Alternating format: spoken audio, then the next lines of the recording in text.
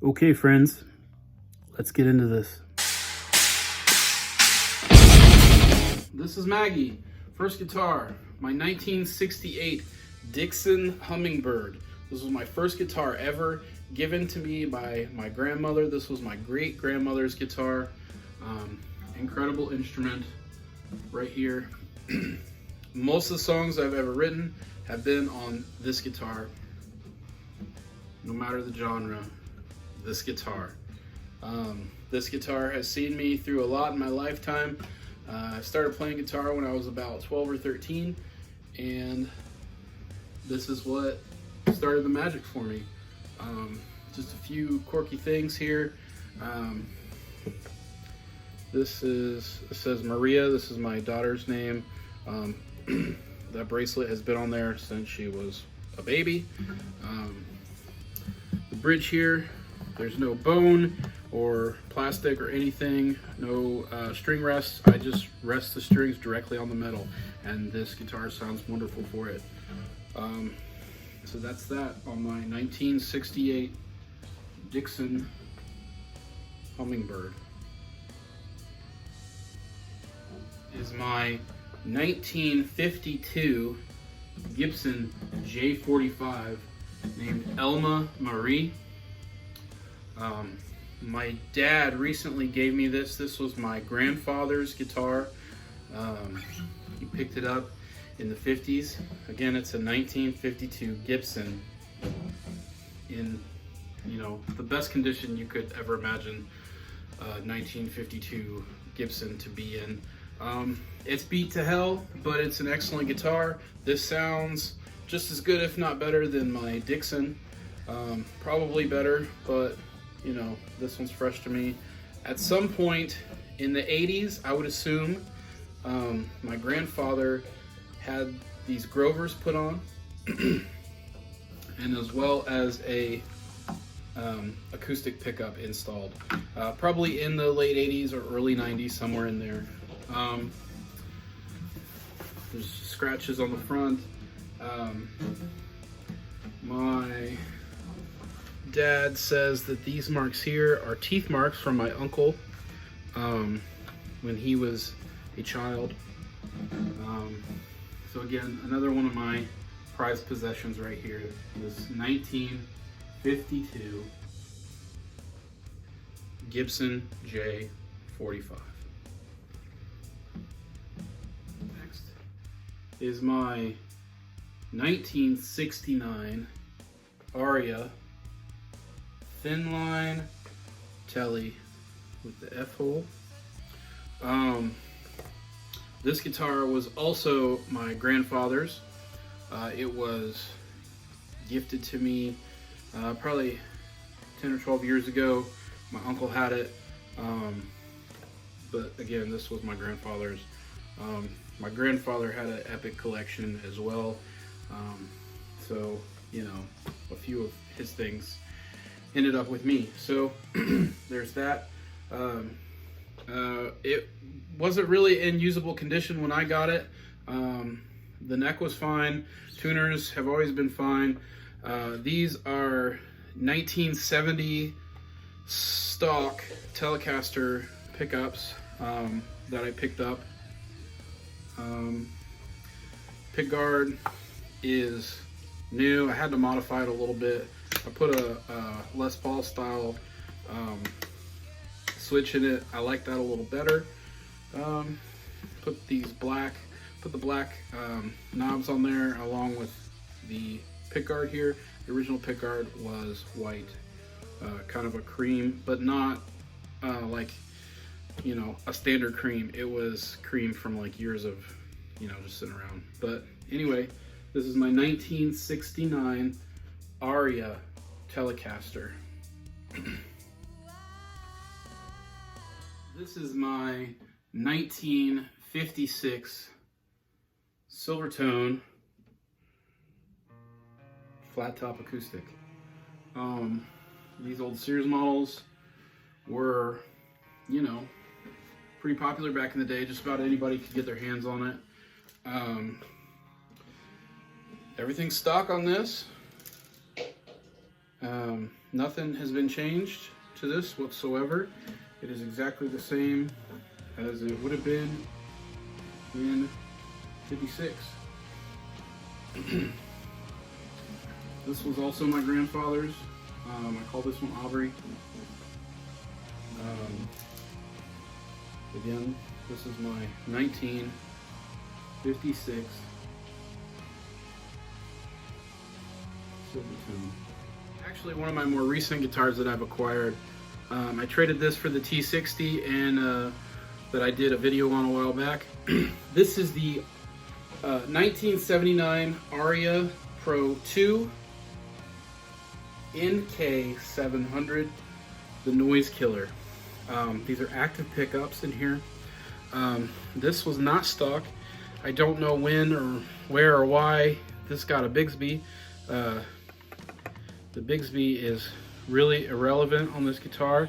You can see dents where the Bigsby just doesn't really work on it, but it kind of looks cool. So I love weird guitars. It's heavy. It is a neck through, which is awesome.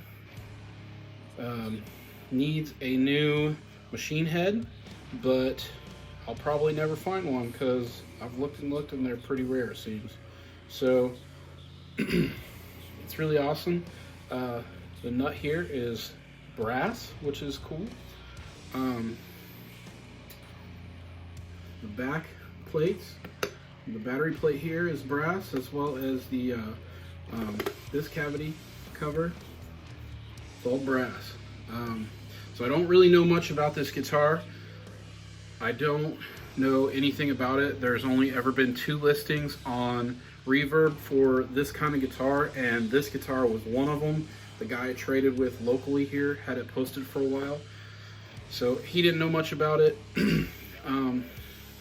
This guitar takes 2 9-volt batteries to power these pickups, and to be honest, it's one of the most beautiful sounding guitars I've ever played, acoustic or electric wise. So yeah, the Aria Pro 2 NK700 noise killer double cut. Next is my 2012 made in Mexico Fender Telecaster Deluxe. This is just a great instrument. When I got it, it had the pinstripe on it. The guy that I got it from said he took it to like a car show and he had a couple guitars done up like that. But I don't mind it. I think it looks pretty cool. There were some issues with it. The electronics were kind of wonky. I had to redo the insides. Needed a couple new pots. But yeah, all in all, needed cleaning. This is one of my favorite guitars to play. It's the most comfortable electric, in my opinion, to play. Any Telecaster, for that matter, I think is the most comfortable guitar to play. So when I was a kid, I always wanted a Telecaster Deluxe because I used to go see this local band called Killing Chloe, who was awesome, and the lead guitarist and singer Steve Barton, who is actually a friend of mine now, used to play a gold Tele Deluxe, and I always wanted it. And after the band broke up, he offered to sell it to me. I think he posted it and I asked about it, and I didn't have the money at the time to buy it, and I always wish that I would have, you know, got like a loan or something to buy it. But it was an incredible guitar. Shout out to Steve. Close the Hatch, one of my favorite bands. He also does Gear Stuff and Things. Go check them out. Name drop. But yeah, anyway, this is my 2012 made in Mexico Fender Tele Deluxe. I just want to say I love Gretsch. Gretsch is an incredible brand. I have 2 lower end Gretsches. This is my 2019 Gretsch Streamliner with the Bigsby in gunmetal, gray or blue or whatever color it really wants to be that day, to be honest. Block inlays. These aren't actual Filtertrons. They're like, I forget what Gretsch calls them, but it's just essentially a pickup, a humbucker pickup that's designed to look like a Filtertron, but they sound incredible. I gotta step way back to get all of it in there. This is the best guitar, in my opinion, to play. I think that everyone should have a semi-hollow body guitar in their collection, and I'm just gonna say it, I think it should be a Gretsch. This is one of the most fun guitars to play, in my opinion. I can play any genre with this guitar. It sounds great. So yeah, here it is, my 2019 Gretsch Streamliner gunmetal color. Wake up, we're not done yet. Almost. All right, so I actually have a few guitars that are from like 2019 and 2018. This is my Epiphone 2019 Blackback, which is gorgeous. That's why they call it a Blackback. Sorry for the light, I'm new to the ring light thing, and that one's like a miniature light. Anyway, this one is incredible. It's fun to play. It sounds amazing. This is the workhorse for me. It's heavy. It's so heavy. This is the heaviest guitar I've ever owned. It's a solid mahogany, vintage white ivory color on the front. You know, you're getting those classic Epiphone vibes with this. It's very 90s feeling, in the ways of like the 90s Epiphone Les Pauls, Grover tuners. I love the gold. Gold hardware is epic. I love these pickups. These are coil splitting, tapping, however you want to call it, that's what they are. Sounds incredible. This is my workhorse. Any band that I've been in the last 2 years, this is what I've been using, along with another Gretsch of mine. But yeah, again, this is the 2019 Epiphone Blackback. This is actually one of my favorite guitars, and it's just the cheapest thing. This is actually a, I don't know what year. It's not a Fender. It's a Squier Starcaster, like one of those you buy at like Target or wherever. I bought it off of Facebook Marketplace. I met a guy and picked it up for 80 bucks, and I completely redid it. Put a new pickguard on it, new electronics. These are Fender Texas Special Stratocaster pickups. They sound incredible. They're very hot. It's very bluesy guitar. I love this guitar. It plays and sounds fantastic. And it's just a dinky ass cheap guitar that I upgraded. And I love it. I love every bit of it. My plan is to put some Billy Corgan's signature pickups in this bad boy. I'm probably gonna buy them for myself for Christmas. But this is, I don't know if I want to say that I write with this guitar a lot, but I just love to sit and play this guitar. This is my favorite guitar to play right now. And I just plug it into the amp and I can play whatever. And it's just fun. It's really fun. So, and if you're not having fun while you're playing music or recording yourself on YouTube or whatever, there's no point. I'm not here for the likes. I'm here because I enjoy it. But yeah, again, I don't know the year. Probably a late 2000s model Squier Starcaster. I already did a video on this guy. In my opinion, this is the best guitar for under $350.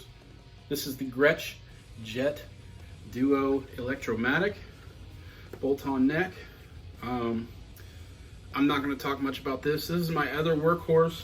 If you're interested in this guitar, just go watch the other video. Incredible guitar. This will get the job done for you. Another one I've already did a video on. This is the Harley Benton RBR 400 Rick inspired bass. I was saying Rick copy, but they don't like that. So it's Rick inspired. I'm gonna do another video on this soon, just kind of like how I feel about it now, which I think I like it more now than I did when I first got it. So yeah, If you like this, if you like Harley Benton, go check out that video. That's actually my most watched video, so thank you for that. Go check it out. Harley Benton RBR 400. This is the Jackson 7-string that I recently did a video on. Actually a really incredible guitar for under $200. So if you're interested in this Jackson 7-string, go check out that video as well. Again, it's a great guitar. This is the Larry GTL. I already have a video on that. It's really long, but go watch it any damn ways. It's not bad. It's a good instrument. We're gonna upgrade the hell out of it. We're gonna catalog that probably on Instagram.